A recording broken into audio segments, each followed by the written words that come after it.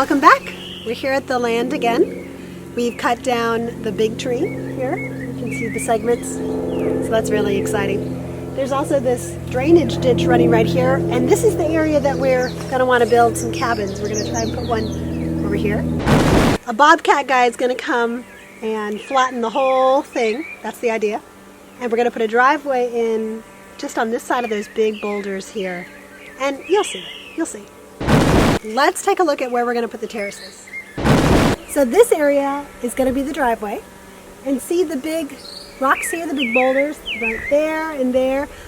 We're going to pile up all the rocks there and make a sort of wall terrace thing going on there.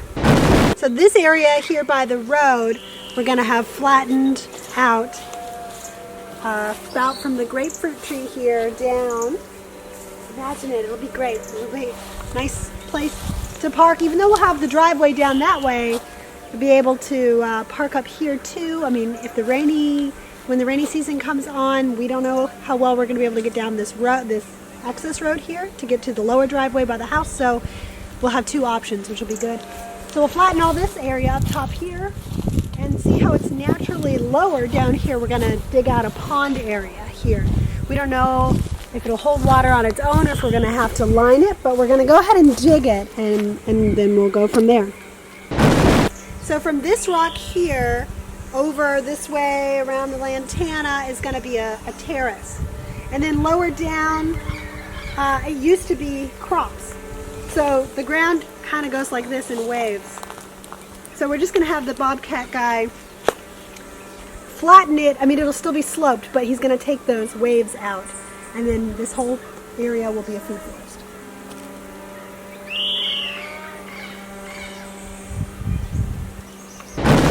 You can see here, right along the property line is a water drain. During the rainy season, you just wouldn't believe it. It's pretty amazing how much water we get and how fast. Let's follow this drain.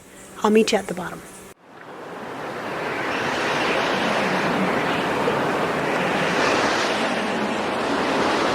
This drain ends right about where we want to build a house. So we'll take out the compost or move it and run the drain more along the property line there, past the coconut, past the bananas, down here, and then before we get to the orange, we'll cut across because the orange does not like that much water. Cut across somewhere this way and down this way where we will have eventually our annual gardens and maybe at some point dig a pond down there that'll feed them. We're not going to drastically change the drainage system too much or dig any swales just yet until we've been here over a rainy season and can really observe what that's going to do on the land. Let's go take a look at where the annual gardens will be back here. We're going to have the Bobcat flatten it out. It's already pretty flat, but we're going to really have him flatten it out so that we can get our annuals in right away. It's a little hazardous here now that we've had some of the trees cut down. Some of these are pokey.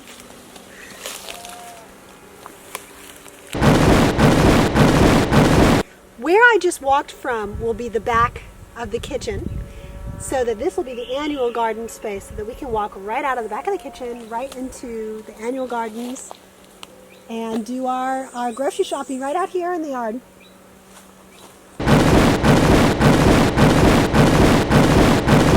This is the flattest area of the whole property. Being from Florida, this is big for us. This is very important. So yes, this is where we're going to put our annual gardens. And there are a few big drains running through here, but it's not, I don't think it's going to be a big deal. I think it's all going to work out just fine.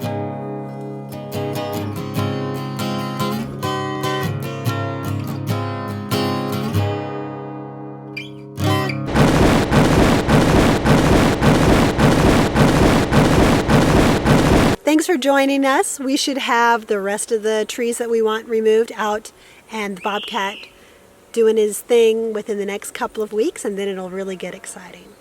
Until then, may your thumbs always be green.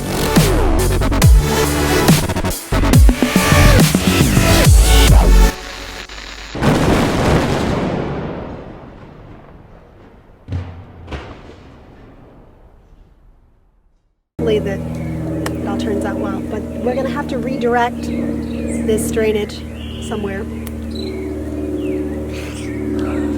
That was not very good, was it?